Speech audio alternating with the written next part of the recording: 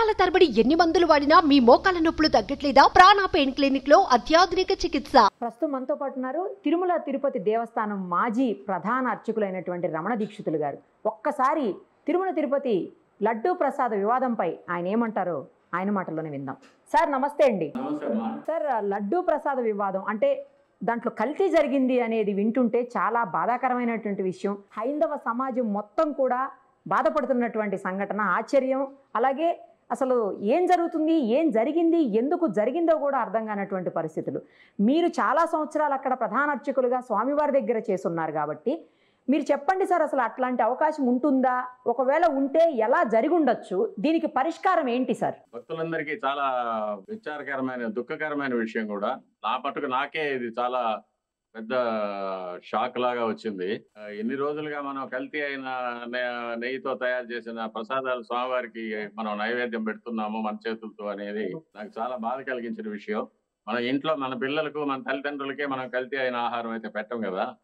అటువంటిది భగవంతుడికి చేయవలసి వచ్చిందని చాలా బాధపడుతున్నాము. కానీ ఇందులో సంతోషకరమైన విషయం ఏమంటే, ఈ విషయం బయట రావడం ఒకటి, ఇప్పటి ప్రభుత్వం దాన్ని సరిచేయడానికి పూనుకోవడం అనేది ఒకటి చాలా సంతోషకరమైన విషయం. శుద్ధమైన ఆవు నెయ్యి చాలా వెల కలిగింది కాబట్టి ఆ వెల తగ్గించడానికో లేకపోతే వేరే లోకల్ వెండర్స్ కి ఒక అవకాశం ఇవ్వడం అవసరమో, ఏదో కొంతమంది ప్రలోభాల వల్ల, కొంతమంది ఉద్దేశపూర్వకంగా చేసిన దానివల్ల ఈ అపచారం జరిగింది. కల్తీ అయిన నెయ్యి కొనాల్సి వచ్చి దాంతో లడ్డూలు తయారు చేయాల్సి వచ్చింది.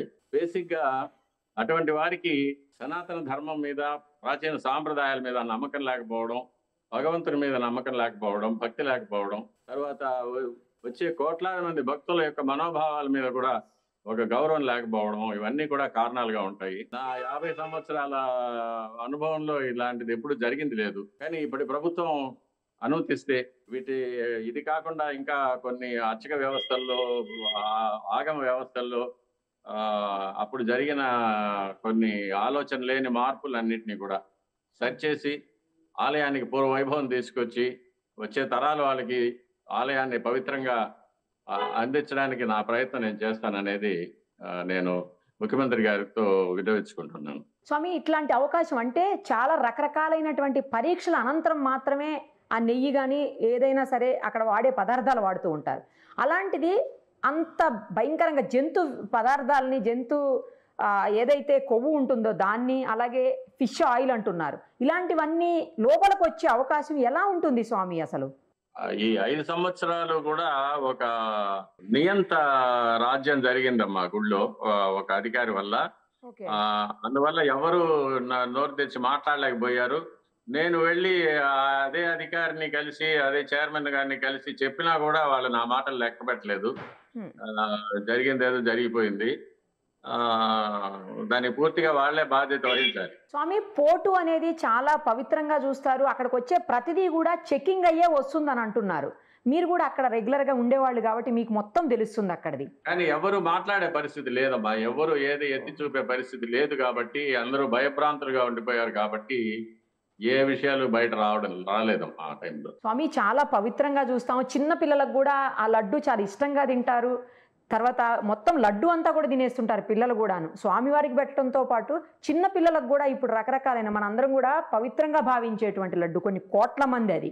పైగా ఇంకోటి వెజిటేరియన్స్ ఉంటారు, వాళ్ళందరికీ కూడా ఈ జంతు కొవ్వు లేకపోతే ఫిష్ ఆయిల్ ఇవన్నీ వెళ్తే అది నాన్ వెజ్ అయిపోయే పరిస్థితులు కూడా ఉంటాయి కదా స్వామి. ఏంటి అన్యాయం, ఏంటి దారుణం అసలు? ఏం చేస్తామా, కలికాలం కొంతమంది ప్రబుద్ధుల వల్ల, కొంతమంది యొక్క ప్రలోభాల వల్ల, ధనాశ వల్ల ఇట్లాంటివి జరుగుతూ ఉంటాయి. ఇది స్వామివారి నిర్ణయమో ఏమో, వాళ్ళు ఆ తప్పులు చేసి శిక్షలు అనుభవించడం కోసం ఇట్లాంటి అవకాశాలు వాళ్ళకు ఇస్తున్నారేమో భగవంతుడు అనుకుంటాను. కానీ ఇక మీద జరగకుండా చూసుకోవడం అనేది మన కర్తవ్యం. స్వామి, మీరు అక్కడ చూసుంటారు కదా, అసలు ఆ లడ్డూ ప్రసాదం అనేది ఎక్కడి నుంచి వచ్చి ఎట్లా తయారవుతుంది స్వామి? ఎన్ని రకాలైనటువంటి టెస్ట్లు అవుతాయి స్వామి? ఒకసారి చెప్పండి, గతంలో ఎలా జరిగేది మీరున్నప్పుడు? అందులో ఏమి భేదాలు, అందులో ఏమి డిఫరెన్సెస్ లేవమ్మా. మామూలుగా ముందు జరిగినట్టే, ముందు ఎక్కడ చేస్తున్నారు అక్కడే చేస్తున్నారు, ఎక్కడ నైవేద్యం పెడుతున్నామో అక్కడే నైవేద్యం పెడుతున్నాం, ఎక్కడ అమ్ముతున్నారో అక్కడే అమ్ముతున్నారు. కానీ ఈ కల్తీ నెయ్యి వల్ల లడ్డు యొక్క పవిత్రత పోయింది, రుచి పోయింది, వాసన పోయింది. షెల్ఫ్ లైఫ్ పోయింది, నిలవ ఉండడం లేదు. ఇవన్నీ లోపాలు జరగడం వల్ల ఇందులో ఏదో కల్తీ జరిగిందనే అనుమానం చాలా మందికి వచ్చింది. చాలా రోజులుగా ఇది జరుగుతూ ఉంది, కానీ ఇప్పుడు బయటపడింది. దీనికి పరిష్కారం ఏంటి ఒక్కసారి ఫైనల్ గా చెప్పండి స్వామి, పరిష్కార మార్గం ఏంటి దీనికి? ఆగమ శాస్త్రంలో చూసి ఆగమ పండితులతో మాట్లాడి దీనికి ఏదైనా శుద్ధి కార్యక్రమాలు ఏమైనా చేయాల్సి ఉంటే చేస్తాం. కొన్ని కోట్ల లడ్డూలు ఇప్పటికే రెడీ అయి ఉంటాయి, వాటన్నిటిని కూడా విశ్వసనీయత వాటికి కూడా ఎంతవరకు ఉంటుంది స్వామి? లేదు, కోట్లు ఉండవు. రోజుకి 2 లక్షల లడ్లు అవి తయారు చేస్తారు. అవి కూడా ఈ మధ్య వర్షాల వల్ల జనం తగ్గిపోవడం వల్ల మిగిలిన దేవాలయాలకంతా పంపించేసామా. ఇప్పుడు పెద్దగా లడ్డూలు స్టాక్ ఉండవు. ఇక మీద ఇప్పుడు మళ్ళీ శుద్ధమైన నెయ్యితో తయారు చేస్తాం కాబట్టి ఇక మీద ఎటువంటి ప్రాబ్లం ఉంటుంది. రోజుకి ఎన్ని లడ్డూలు చేస్తారు స్వామి? సుమారుగా 2 లక్షల నుంచి ఎక్కువ చేస్తాం. అప్పుడు డిమాండ్ బట్టి వీకెండ్స్ అయితే ఎక్కువ ఉంటుంది, ఫెస్టివల్స్ అయితే ఎక్కువ ఉంటుంది, మిగతా రోజు వీక్ డేస్ అయితే కొంచెం తక్కువ డిమాండ్. సీసీ కెమెరాస్ అవన్నీ ఉంటాయా? నియంత్రించడానికి ఏదో చర్యలు తీసుకుంటూ ఉన్నారు. సీసీ కెమెరాస్ ఉంటాయా స్వామి? లడ్డు తయారు చేసేటప్పుడు ఆ ఇంగ్రీడియంట్స్ అన్ని కలిపేటప్పుడు ఉంటదా సీసీ కెమెరాస్? ఉండకూడదు. మా స్వామివారి ప్రసాదాలు తయారు చేయడం ఎవరు చూడకూడదు, వాసన చూడకూడదు కూడా. స్వామివారికి నైవేద్యం అయ్యే వరకు. కానీ ఇంత అపవిత్రం అయిపోయిన తర్వాత ఏం చెప్పాలి స్వామి, ఎట్లా చెప్పాలి అసలు? కొన్నిటికి సమాధానాలు చెప్పలేమమ్మా. భక్తులకి చేసే వాటికి సీసీ కెమెరాస్ ఉంటాయా స్వామి? వాటికి కూడా ఉండవా? లేదమ్మా, నేను ఎప్పుడు అటువైపు వెళ్ళలేదు. సరే స్వామి, దీనికి పరిష్కారం ఏంటో ఫైనల్ గా చెప్పేయండి స్వామి, ఎట్లా పరిష్కారం ఏంటి మీ ఉద్దేశం ప్రకారం? ఆగమ పండితులతో కలిసి ఆగమ శాస్త్రాన్ని చూసిన తర్వాత దీనికి ఈ అపచారానికి ఎటువంటి శుద్ధి కార్యక్రమం చేయాలనేది మేము నిర్ణయించుకుంటాము. తర్వాత మన భక్తులందరికీ అందరికీ కూడా ఒక విన్నపం ఏమంటే, ఇక మీదట ఇలాంటి తప్పులు జరగకుండా మనం అందరూ కూడా కలిసికట్టుగా ఉండి చూసుకోవాలి. భగవంతుడి సేవలో భాగంగానే ఇది చూసుకోవాలి. Thank you Swami, thank you so much. Suman టీవీలో మీ పర్సనల్ అండ్ బిజినెస్ ప్రమోషన్స్ కోసం కింది నెంబర్కి కాంటాక్ట్ చేయండి.